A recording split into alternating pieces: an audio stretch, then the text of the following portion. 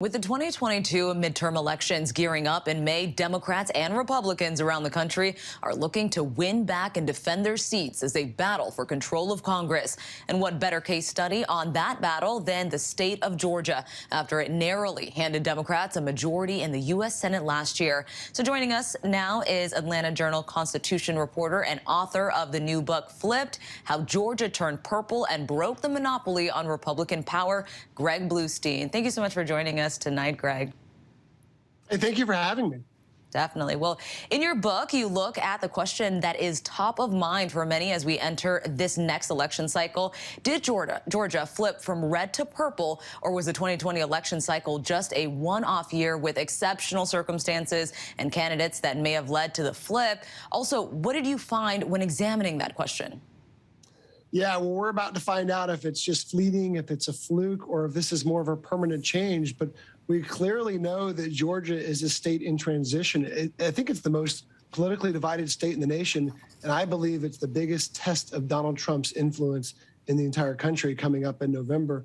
What I learned, one of the things I learned, was this was no miracle. This was no overnight success for Democrats. This took years of painstaking work, a different message, and an energizing ability to reach out to voters that felt disconnected, disengaged, disenchanted from the political process with new messages to get them to vote in midterm elections and presidential elections that they bypassed in the past. And Greg, you do a deep dive into the Senate campaigns of Reverend Raphael Warnock and Jon Ossoff and how they were able to help Democrats win statewide. What do you think both parties took away from those elections? Also, what might you see Republicans doing differently, and what will Democrats be trying to replicate in 2022?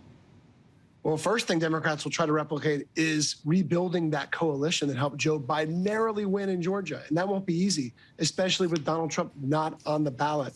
What Republicans have working in their favor is that Donald Trump is not out there saying, go vote in a rigged election, right? The mixed messages that Republicans faced here in Georgia and around the country last year, that won't be as much of an issue. But still, the big lie, all these false conspiracies about widespread election fraud, that continues to plague Republicans in a way that we just don't know how it will affect the outcome of the May primary or the November election in Georgia, but we know it's still an ever-present concern for Democrats here. And Democrats, they're facing an uphill battle. Stacey Abrams, who is again running for governor this year and is one of the most notable figures in Georgia's shift because of the work of her grassroots voter registration movement. So what is your view? Can Abrams replicate the voter mobilization strengths that she showed in 2018 and 2020? What kind of test will 2022 be for her methods and the movement that she's been building?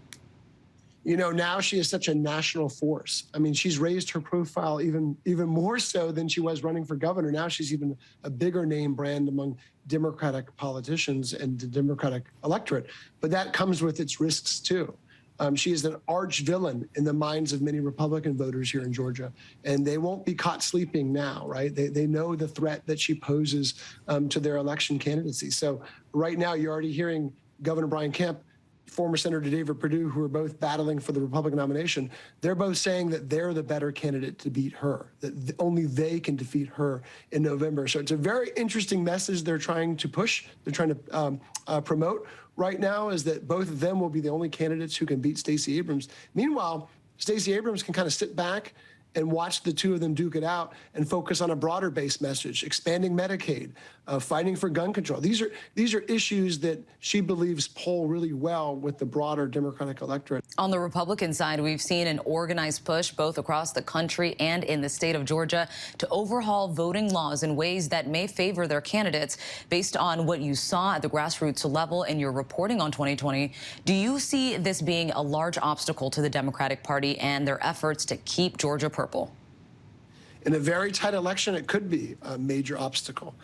We saw in Georgia in 2020, just 11,000 or so votes divided Donald Trump and Joe Biden.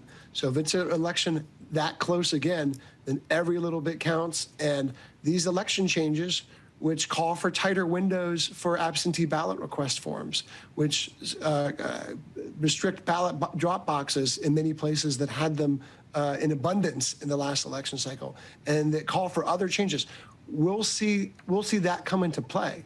And we just don't know how much it will. And lastly, Greg, you kind of touched on this earlier. Former President Trump and his efforts to undermine the 2020 vote still looms large over Georgia, and he's looking to make his voice heard in this Georgia race, governor's race this year. How much loyalty does he still command in Georgia Republican circles?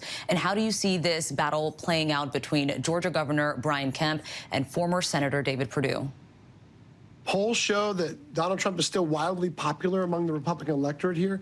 Not as popular as a few years ago when he was at 90. He's still in 70s in most polls. But the question is whether or not voters who still admire and favor the former president will go out and vote for his endorsed candidates. And right now, it's looking really tough for David Perdue, who is behind double digits in the polls to Governor Brian Kemp, who Trump has put on the top or at near the top of his revenge list.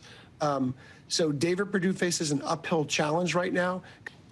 But still, no one's counting David Perdue out because you just don't know the poll, the magnetism of the Donald Trump endorsement right now. We will be watching to see how that all unfolds. Greg Bluestein, thank you so much for speaking with us tonight. His book, Flipped, is available now.